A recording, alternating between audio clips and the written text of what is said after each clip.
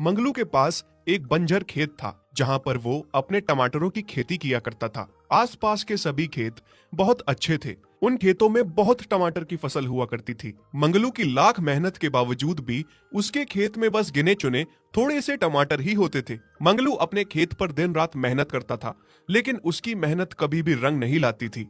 जो थोड़ा बहुत टमाटर पैदा होता था वो उसकी पत्नी टोकरी में उठाकर बाजार में जाकर बेच आती थी। मंगलू, मैं तो कहता हूँ तू टमाटर की खेती करना ही छोड़ दे, बल्कि मैं तो ये कहता हूँ कि तू इस खेत को ही छोड़ दे।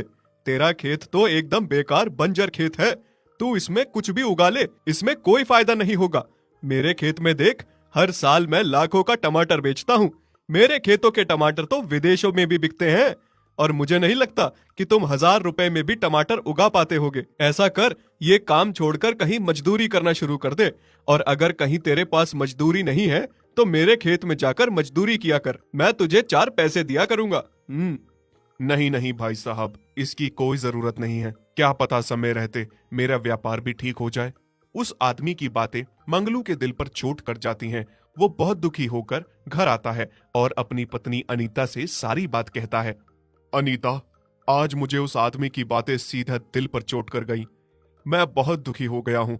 मैं तो कहता हूँ कि सच में हम ये काम छोड़ देते हैं और मैं मजदूरी करना शुरू कर देता हूँ। आप ऐसा क्यों सोचते हैं जी?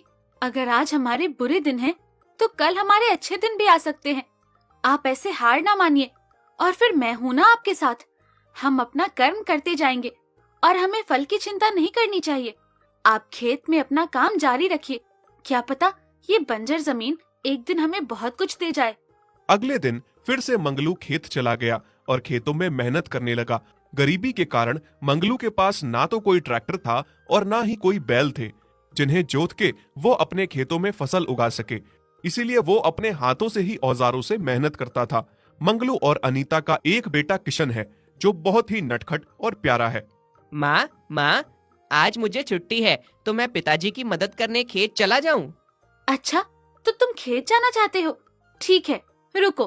तुम्हारे पिताजी आज दोपहर का खाना भी लेकर नहीं गए हैं। मैं तुम दोनों के लिए खाना पैक कर देती हूँ। तुम खाना ले जाओ, तब तक मैं बाजार जाकर टमाटर बेचती हूँ। अनीता किशन को खाना पैक करके देती है और किशन अपने पिता मंगलू के पास खेत आने लगता है। तभी रास्ते में किशन को किसी गाय के रोने की आवाज सुनाई देने लगती है। अरे, ये तो किसी गाय की आवाज है, और वो भी उसके रोने की है। मुझे तो लगता है ये आवाज इस पेड़ के पीछे से आ रही है। जाकर देखता हूँ। किशन जाकर पेड़ के पीछे देखता है तो वहां पर बहुत ही दुबली पतली कमजोर सी गाय रो रही होती है। मुझे लगता है ये बेचारी बहुत भूखी है, इसीलिए ये रो रही है। ऐसा करता हूँ, पिताजी के हिस्से का खाना रख लेता हूँ। उन्हें भी तो भूख लगी होगी, सुबह से खेत पर काम कर रहे हैं। अपने हिस्से का खाना इस गाय को खिला देता हूँ।